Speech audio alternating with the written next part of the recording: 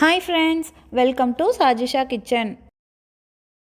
இன்றைக்கி சேனலில் நம்ம அரிசி உளுந்துன்னு எதுவுமே ஊற வைக்காமல் கை வலிக்க கஷ்டப்பட்டு மாவு அரைக்காமல் இன்ஸ்டண்ட்டாக எப்படி நம்ம இட்லி மாவு ரெடி பண்ணி பஞ்சு போல் இட்லி செய்கிறதுன்னு பார்க்கலாம். அது கூடவே நம்ம பருப்பே இல்லாமல் இன்ஸ்டண்ட்டாக செய்யக்கூடிய ஒரு சாம்பார் ரெசிபியும் பார்க்கலாம். இது கூடவே நம்ம இன்னும் சில கிச்சன் டிப்ஸும் பார்க்கலாம். ஸோ இந்த வீடியோ எல்லாருக்குமே ரொம்பவே யூஸ்ஃபுல்லாக இருக்கும். வீடியோவை ஸ்கிப் பண்ணாமல் ஃபுல்லாக பாருங்கள். வாங்க இப்போது ஃபஸ்ட்டு டிப் பார்க்கலாம். சம்டைம்ஸ் நீங்கள் மிக்சியில் ஏதாவது ஃபேஸ் பேக்குக்காக பவுடர் ரெடி பண்ண போகிறீங்க அப்படின்னா இந்த டிப்ஸை ட்ரை பண்ணுங்கள். ஒருவேளை நீங்கள் மிக்சியில் சட்னி அரைச்சிருக்கீங்க, அடுத்தே நீங்கள் ஃபேஸ் பேக்கு ஏதாவது அரைக்க போகிறீங்க அப்படின்னா ரொம்பவே சிம்பிளாக மிக்சி ஜாரை வாஷ் பண்ணிவிட்டு அதில் இந்த மாதிரி கொஞ்சமாக தண்ணி ஊற்றிக்கோங்க. அதாவது அந்த பிளேடோட லெவல் வரைக்கும் நம்ம தண்ணி ஊற்றிக்கிட்டா போதும். அதுக்கப்புறமா ஜாரை க்ளோஸ் பண்ணிவிட்டு நம்ம ஃபஸ்ட்டு ஸ்பீடில் வச்சு ஒரு 2-3 வாட்டி ஓட விட்டு எடுத்தால் போதும். அந்த மிக்சி ஜாரில் நம்ம அதுக்கு முன்னாடி அரைச்சிருந்த சட்னியோட துகள்கள் ஏதாவது அந்த பிளேடில் மாட்டிக்கிட்டு இருந்தால் கூட இந்த மாதிரி நம்ம தண்ணி வச்சு மிக்சியை ஓட விடும்போது அது எல்லாமே க்ளீனாக வாஷ் ஆகி வந்துடும். அதுக்கப்புறமா நம்ம ஜாரை கொஞ்சம் கூட ஈரம் இல்லாமல் நல்லா தொடச்சிட்டு அதுக்கப்புறமா நம்ம ஃபேஸ் பேக்குக்கு அரைச்சிக்கலாம். உங்களுக்கு வீடியோவில் பார்க்கும்போதே தெரியும்னு நினைக்கிறேன். அந்த தண்ணியில் ரொம்பவே மைன்யூட்டான பார்ட்டிகல்ஸ்லாம் இருக்குது. இப்போ இந்த தண்ணியை நம்ம கீழே ஊற்றிட்டு மிக்சி ஜாரை நல்லா ஈரத்தெல்லாம் தொடச்சிட்டு அதுக்கப்புறமா நம்ம ஃபேஸ் பேக் அரைக்கிறதுக்கு யூஸ் பண்ணிக்கலாம். இந்த மாதிரி நம்ம செய்கிறதுனால அந்த மிக்சி ஜாரில் ஒட்டிகிட்ருக்க மைன்யூட் ஃபுட் பார்ட்டிகல்ஸ் நம்மளோட ஃபேஸ் பேக்கில் மிக்ஸ் ஆகாமல் இருக்கும். ஸோ நம்மளோட ஸ்கின்னும் இரிட்டேட் ஆகாது. இப்போது செகண்ட் டிப் பார்க்கலாம். இப்போ இருக்க காலகட்டத்தில் நிறைய பேர் ஃபேஸ் பண்ணுற ப்ராப்ளம் முடி கொட்டுற பிரச்சனை தான். அதுக்கு நம்ம வீட்டில் இருக்க பொருளை வச்சு ரொம்பவே எஃபெக்டிவான ஒரு டிப்ஸ் தான் பார்க்க போகிறோம். அதுக்காக நம்ம இன்றைக்கி எடுத்திருக்க பொருள் என்னென்னு பார்த்தீங்கன்னா சாதம் வடித்த கஞ்சி தான். இந்த கஞ்சி பார்த்திங்கன்னா நான் முதல் நாள் நைட்டே சாதம் வடித்து தனியாக கஞ்சியை ஒரு கிண்ணத்தில் எடுத்து வச்சுட்டேன். நான் என்னோடய ஹேருக்கு தகுந்த மாதிரி கஞ்சி எடுத்து வச்சுருக்கேன். நீங்கள் உங்கள் ஹேருக்கு எவ்வளோ தேவையோ அவ்வளோ எடுத்துக்கோங்க.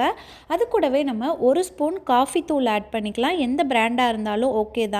இது கூடவே நான் 6 ஸ்பூன் தேங்காய் எண்ணெய் எடுத்திருக்கேன். நீங்கள் உங்கள் ஹேரோட லென்த்துக்கு ஏற்ற மாதிரி தேங்காய் எண்ணெய் எடுத்துக்கோங்க. இப்போ நம்ம மைல்டான ஹேருக்கு போடுற ஷாம்பூவை இது கூடவே ஆட் பண்ணிக்கலாம். நான் பார்த்தீங்கன்னா 1 ஸ்பூன் அளவு ஷாம்பூ ஆட் பண்ணியிருக்கேன். இப்போ இது எல்லாத்தையும் நல்லா ஸ்பூன் வச்சு இந்த மாதிரி நல்லா மிக்ஸ் பண்ணினோன்னா போதும். நமக்கு நல்லா இந்த மாதிரி ஒவ்வொன்றும் மிக்ஸ் ஆகி நுர பொங்கி வரும். நம்ம யூஸ் பண்ணியிருக்க காஃபி தூள், சாதம் வடித்த கஞ்சி இது எல்லாமே நம்ம ஹேர் ஃபாலை நல்லாவே ஸ்டாப் பண்ணுறதுக்கு ஹெல்ப் பண்ணும். அது மட்டும் இல்லாமல் நார்மலாக நம்ம ஹேர் வாஷ் பண்ணும்போது நம்மளோட ஹேர் ட்ரை ஆகி பிரேக் ஆகும். அந்த மாதிரி ஆகாமல் இருக்கிறதுக்காக தான் நம்ம இது கூடவே கொஞ்சமாக தேங்காய் எண்ணெயும் மிக்ஸ் பண்ணியிருக்கோம். ஸோ உங்களுக்கு ஹேர் பேக்லாம் போட டைம் இல்லை அப்படின்னா ரொம்பவே சிம்பிளாக இந்த மாதிரி வாரத்துக்கு 2 வாட்டி கஞ்சியில் காஃபி தூளும் தேங்காய் எண்ணெயும் மிக்ஸ் பண்ணிவிட்டு அதில் கொஞ்சமாக ஷாம்பூவை போட்டு நல்லா இந்த மாதிரி ஒரு பேஸ்ட் மாதிரி மிக்ஸ் பண்ணி எடுத்துக்கோங்க. குளிக்கும்போது முடியில் நல்லா ஈரம் ஆனதுக்கப்புறமா இதை நீங்கள் நல்லா அப்ளை பண்ணிவிட்டு தேய்ச்சி குளிச்சிங்கனாவே போதும். வாரத்தில் 2 வாட்டி இந்த மாதிரி நீங்கள் ட்ரை பண்ணிங்கன்னா உங்களோட ஹேர் ஃபால் கொஞ்சம் கொஞ்சமாக குறைஞ்சிக்கிட்டு வரும். உங்களுக்கு ஹேர் பேக்லாம் போட டைம் இல்லை அப்படின்னா ஜஸ்ட் ஹேர் வாஷ் பண்ணும்போது இதை மட்டுமே ட்ரை பண்ணி பாருங்கள். உங்களோட ஹேர் ஃபால்க்கு பெர்மனண்ட்டான சொல்யூஷன் கிடைக்கும். இப்போது அடுத்த டிப் பார்க்கலாம். இட்லி மாவு இல்லாத நேரத்தில் டக்குன்னு இன்ஸ்டண்ட்டாகவே எப்படி நல்லா பஞ்சு மாதிரி மெதுன்னு சாஃப்டான இட்லி செய்கிறதுன்னு தான் நம்ம சூப்பர்பான டிப்ஸ் பார்க்க போகிறோம். மாவு அரைக்காமல் டக்குன்னு உங்களுக்கு இட்லி வேணும்னா கண்டிப்பாக இந்த டிப்ஸ் உங்களுக்கு யூஸ்ஃபுல்லாக இருக்கும். ஒரு கிண்ணத்தில் 1 கப் அளவு அரிசி மாவு எடுத்துக்கோங்க. நான் பார்த்தீங்கன்னா 1 கப் இடியாப்ப மாவு தான் எடுத்திருக்கேன். இப்போ அதே கிண்ணத்தில் நான் 1/2 கிண்ணம் அளவு ரவை எடுத்திருக்கேன். அதே கிண்ணத்தில் நான் 1/4 கப் அளவு தயிர் எடுத்திருக்கேன். புளிப்பில்லாத தயிராக எடுத்துக்கோங்க. இது கூடவே நம்ம தேவையான அளவு உப்பு ஆட் பண்ணிவிட்டு கொஞ்சம் கொஞ்சமாக தண்ணி ஊற்றி இந்த மாதிரி கட்டி இல்லாமல் நல்லா மிக்ஸ் பண்ணி விட்டுக்கலாம். அதாவது நமக்கு இட்லி மாவு கன்சிஸ்டன்சிக்கு வர அளவுக்கு நம்ம நல்லா தண்ணி ஊற்றி மிக்ஸ் பண்ணிக்கலாம். இப்போ இதை நம்ம ஒரு 10 நிமிஷம் தட்டு போட்டு மூடி வச்சு அப்படியே ஊற விட்டுடலாம். 10 நிமிஷத்துக்கு அப்புறமா நம்ம தட்டை ஓப்பன் பண்ணிடலாம். பாருங்கள், நம்மளோட மாவு பர்ஃபெக்டாகவே ரெடியாகி இருக்குது. இதுதான் கரெக்டான கன்சிஸ்டன்சி. இப்போ நம்ம 1/2 ஸ்பூன் அளவு பேக்கிங் சோடா ஆட் பண்ணிக்கலாம். நான் பார்த்தீங்கன்னா கையிலேயே இந்த மாதிரி 2 பிஞ்ச் அளவு பேக்கிங் சோடா ஆட் பண்ணியிருக்கேன். அது 1/2 ஸ்பூன் அளவு வரும். நான் பார்த்தீங்கன்னா 100 கிராம் அளவு மாவு எடுத்திருந்தேன். ஸோ நான் அதுக்கு தகுந்த மாதிரி பேக்கிங் சோடா 1/2 ஸ்பூன் ஆட் பண்ணியிருக்கேன். நீங்கள் அதிக அளவில் மாவு எடுத்திங்கன்னா அதுக்கு தகுந்த மாதிரி பேக்கிங் சோடா ஆட் பண்ணிக்கோங்க. இப்போ ஸ்பூன் வச்சு எல்லாத்தையும் நல்லா ஒரு வாட்டி மிக்ஸ் பண்ணிட்டோன்னா போதும். இப்போ நம்ம இட்லி தட்டில் எண்ணெய் அப்ளை பண்ணிவிட்டு நம்ம ரெடி பண்ணின இட்லி மாவை அதில் ஊற்றிக்கலாம்.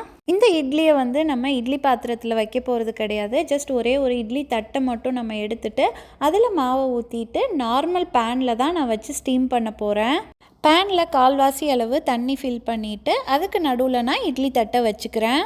இப்போ ஒரு மூடி போட்டு இதை கவர் பண்ணிடலாம். 10 நிமிஷம் அப்படியே இந்த இட்லியை ஸ்டீமில் விட்டுடலாம். இட்லி வேகிற அந்த 10 நிமிஷத்தில் நம்ம டக்குன்னு ஒரு டிஃபன் சாம்பார் பருப்பே யூஸ் பண்ணாமல் எப்படி செய்கிறதுன்னு பார்க்கலாம். ஒரு குக்கரில் ஒரு மீடியம் சைஸ் வெங்காயம், 2 மீடியம் சைஸ் தக்காளி, 4 பச்சை மிளகாவை கட் பண்ணி ஆட் பண்ணிக்கலாம். இது கூடவே நம்ம 1 ஸ்பூன் மிளகாத்தூள், 1/2 ஸ்பூன் மஞ்சள் தூள், 2 ஸ்பூன் மல்லித்தூள் ஆட் பண்ணிக்கலாம். இதுக்கு பதிலாக நீங்கள் 2 ஸ்பூன் சாம்பார் தூள் கூட ஆட் பண்ணிக்கலாம். இது கூடவே நம்ம தேவையான அளவு தண்ணி ஆட் பண்ணிவிட்டு கொஞ்சமாக உப்பும் ஆட் பண்ணிக்கலாம். இப்போ நம்ம குக்கரை க்ளோஸ் பண்ணிவிட்டு கரெக்டாக 3 விசில் மட்டும் வச்சு எடுத்தால் போதும். ஸ்டீம் ரிலீஸ் ஆனதுக்கப்புறமா நம்ம குக்கர் மூடியை ஓப்பன் பண்ணலாம். பாருங்கள், ஓப்பன் பண்ணும்போதே நமக்கு நல்லா சாம்பாரோட வாசனை வருது. இப்போது இந்த மாதிரி உருளைக்கிழங்கு மேஷர் வச்சு அந்த வெங்காயம் தக்காளியை வந்து இந்த மாதிரி நல்லா மேஷ் பண்ணி விட்டுக்கலாம். அது ஆல்ரெடி நல்லா வெந்து இருக்கிறதுனால ரொம்ப ஈஸியாகவே அது வந்து நல்லாவே மேஷ் ஆகிடும். மேஷ் ஆனதுக்கப்புறம் பார்த்திங்கன்னா நமக்கு இந்த மாதிரி தான் கிடைக்கும். இப்போ ஒரு கடாயில் 2 ஸ்பூன் எண்ணெய் ஊற்றிக்கோங்க. அதில் கொஞ்சமாக கடுகு, சீரகம், வெந்தயம் ஆட் பண்ணிக்கலாம். இது கூடவே நான் ஒரு காஞ்ச மிளகாவும் கொஞ்சமாக கருவேப்பிலையும் ஆட் பண்ணிக்கிட்டேன். இப்போ இது கூடவே நம்ம பெருங்காயத்தூள் ஆட் பண்ணிவிட்டு நம்ம ஆல்ரெடி மேஷ் பண்ணி வச்சுருக்கிறதையும் இதில் ஆட் பண்ணிக்கலாம். ஒரு கிண்ணத்தில் 1 ஸ்பூன் அளவு கடலை மாவு எடுத்துக்கலாம். அது கூடவே நம்ம கொஞ்சமாக தண்ணி ஆட் பண்ணி ஒரு ஸ்பூன் வச்சு இந்த மாதிரி கட்டி இல்லாமல் நல்லா மிக்ஸ் பண்ணி எடுத்துக்கலாம். இப்போது இந்த கடலை மாவு தண்ணியை நம்மளோட சாம்பாரில் ஊற்றி நல்லா ஒரு வாட்டி மிக்ஸ் பண்ணிடலாம். ஆல்ரெடி சாம்பார் நல்லா வெந்து இருக்கிறதுனால ஜஸ்ட் 5 நிமிஷத்தில் நம்ம அடுப்பை ஆஃப் பண்ணிடலாம். அதுக்கப்புறமா நம்ம கொரியாண்டர் லீவ்ஸ் தூவி விட்டுடலாம். பருப்பே இல்லாமல் ரொம்பவே டேஸ்டியான டிஃபன் சாம்பார் இந்த மாதிரி நம்ம ரெடி பண்ணிக்கலாம். இப்போ பார்த்திங்கன்னா நம்ம இட்லியும் நல்லாவே வெந்திருக்கும். பாருங்கள், மூடியை ஓப்பன் பண்ணி காட்டுறேன். நம்மளோட இட்லி வந்து நல்லாவே புஷ்ஷுன்னு வெந்து வந்திருக்கு.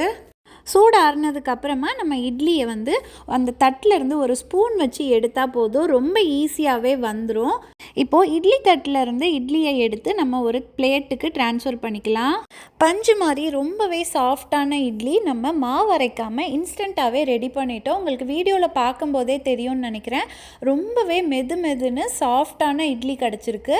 பாருங்கள், நான் இட்லியை 2ஆக உடச்சி காட்டுறேன். எந்த அளவுக்கு சாஃப்டாக இருக்குன்னு உங்களுக்கே தெரியும். மாவு அரைக்காமல் பருப்பு இல்லாமல் இன்ஸ்டண்ட்டாகவே நம்ம இட்லியும் டிஃபன் சாம்பாரும் ரொம்பவே டேஸ்டியாக ரெடி பண்ணிட்டோம். இட்லி மாவு இல்லாத நேரத்தில் டக்குன்னு இன்ஸ்டண்ட்டாகவே இந்த மாதிரி நீங்கள் வீட்டில் இருக்க பொருட்களை வச்சு இட்லி செஞ்சிடலாம். அது கூடவே டக்குன்னு இன்ஸ்டன்ட் சாம்பாரும் செஞ்சிடலாம். இப்போது அடுத்த டிப் பார்க்கலாம். எப்போவுமே இந்த மாதிரி பட்டாணிலாம் பார்த்திங்கன்னா அட்லீஸ்ட் 6 மணி நேரத்துலேருந்து 8 மணி நேரம் நல்லா தண்ணியில் ஊறினா தான் நமக்கு வந்து டக்குன்னு சமைக்கிறதுக்கு ஈஸியாக இருக்கும். சம்டைம்ஸ் நீங்கள் வந்து ஊற வைக்க மறந்துட்டீங்க அப்படின்னா இன்ஸ்டண்ட்டாகவே அதை நம்ம எப்படி ஊற வச்சு குக் பண்ணுறதுன்னா சூப்பரான டிப்ஸ் பார்க்க போகிறோம். பட்டாணியை நம்ம குக்கரில் ஆட் பண்ணிவிட்டு அது கூடவே தேவையான அளவு கொதிக்கிற வெந்நீர் ஆட் பண்ணிக்கலாம். இப்போ நம்ம குக்கரில் வந்து கேஸ்கெட்டும் விசிலும் அப்படியே இருக்கட்டும். அதோடு நம்ம குக்கரை க்ளோஸ் பண்ணி வச்சிடலாம். இந்த மாதிரி நம்ம ஒரு 45 மினிட்ஸ் அப்படியே வச்சா போதும். அதுக்கப்புறம் நம்ம குக்கர் மூடியை ஓப்பன் பண்ணி பார்த்தா 8 மணி நேரம் ஊறினா அந்த பட்டாணி எந்த அளவுக்கு சாஃப்டாக ஊறி வந்திருக்குமோ அந்த அளவுக்கு சாஃப்டாக நமக்கு 45 மினிட்ஸ்லேயே வந்து நல்லா ஊறி வந்திருக்கும். நீங்கள் இதே மாதிரி குக்கருக்கு பதிலாக ஹாட் பாக்ஸில் கூட பட்டாணியை போட்டு வெந்நீர் ஊற்றி ஊற வைக்கலாம். பட் அந்த மாதிரி நீங்கள் செய்யும்போது ஹாட் பாக்ஸை தனியாக வாஷ் பண்ணுற வேலை இருக்கும். பட் நீங்கள் குக்கர்லேயே வேக வச்சு குக்கர்லேயே சமைச்சிட்டிங்கன்னா உங்களுக்கு ஒரே பாத்திரத்தில் வேலை முடிஞ்சிடும். ஸோ நீங்களும் இனிமேல் கொண்டக்கடலை பட்டாணிலாம் ஊற வைக்க மறந்துட்டிங்கன்னா ரொம்பவே சிம்பிளாக இன்ஸ்டண்ட்டாக இந்த டிப்ஸை ட்ரை பண்ணி பாருங்கள். உங்களோட டைமும் மிச்சமாகும், வேலையும் சீக்கிரமாகவே முடிஞ்சிடும். சமைக்கிற எல்லாருக்குமே இந்த டிப்ஸ் வந்து ரொம்பவே யூஸ்ஃபுல்லாக இருக்கும். ஸோ நீங்களும் இதை கண்டிப்பாக ட்ரை பண்ணி பாருங்கள். நான் இன்றைக்கி சொன்ன டிப்ஸில் ஏதாவது ஒன்றாவது உங்களுக்கு ரொம்பவே யூஸ்ஃபுல்லாக இருந்திருக்கும்னு நினைக்கிறேன். இந்த வீடியோ உங்களுக்கு பிடிச்சிருந்துச்சுன்னா வீடியோவை லைக் பண்ணுங்கள், உங்கள் ஃப்ரெண்ட்ஸ் அண்ட் ஃபேமிலி மெம்பர்ஸ்க்கும் ஷேர் பண்ணுங்கள். மறக்காமல் நம்ம சேனல் சஜிஷா கிச்சனையும் சப்ஸ்கிரைப் பண்ணிவிடுங்க. அப்போ தான் நான் போடுற புது வீடியோஸோட நோட்டிஃபிகேஷன் உடனே உங்களுக்கு வரும். இதே மாதிரி நிறைய kitchen tips, home tips and reuse ideas videos நம்மளோட சேனலில் இருக்குது. அதோட லிங்க் நான் உங்களுக்கு டிஸ்கிரிப்ஷனில் தரேன். உங்களுக்கு டைம் இருந்துச்சுன்னா அதையும் பார்த்து என்ஜாய் பண்ணுங்கள். இன்னும் வேறு என்னெல்லாம் டிப்ஸ் வேணுங்கிறதையும் எனக்கு கமெண்ட்ஸில் சொல்லுங்கள். நான் நெக்ஸ்ட் வீடியோவில் அப்லோட் பண்ணுறேன். இவ்வளோ நேரம் பொறுமையாக வீடியோ ஃபுல்லாக பார்த்ததுக்கு தேங்க்யூ ஃப்ரெண்ட்ஸ். அடுத்து ஒரு சூப்பர்பான வீடியோவில் மீட் பண்ணலாம். டாட்டா.